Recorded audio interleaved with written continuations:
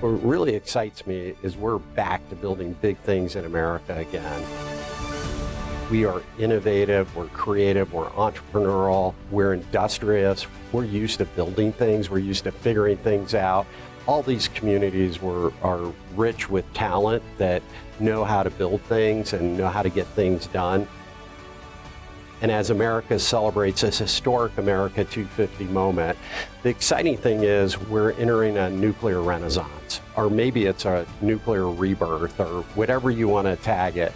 We've been talking about this for a long time, but because of the reindustrialization of America, we need power. We need power of every kind, and we need firm, reliable, and secure power that nuclear power provides for us. I mean, we invented nuclear power here in America at some of our sites that we manage, and we're going to be restoring that.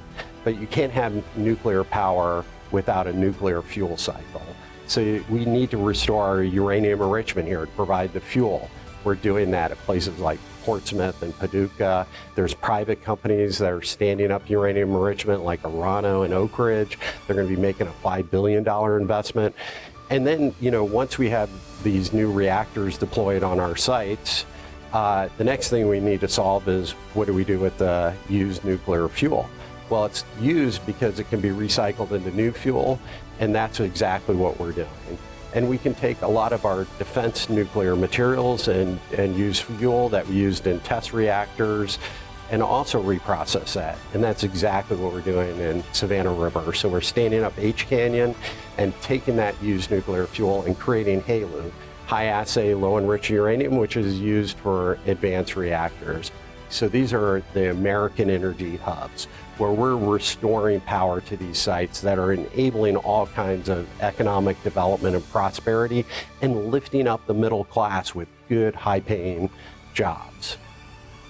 So all of this amounts to, let's take these things that we once considered liabilities and turn them into assets for the American people. I love America. I'm a history buff. I went to West Point, and I can tell you that I grew up overseas too. And every time we came back to America, I could see what a blessing it is to live in this country. I feel unbelievably blessed to be serving America again in this historic moment. I started my career during the Reagan administration when we were finishing the Cold War, and I saw a historic moment as the Berlin Wall came down and the Soviet Union collapsed under that leadership. I'm seeing the same thing right now under President Trump's leadership, where America is restoring its greatness and really allowing people to be proud of being part of America again.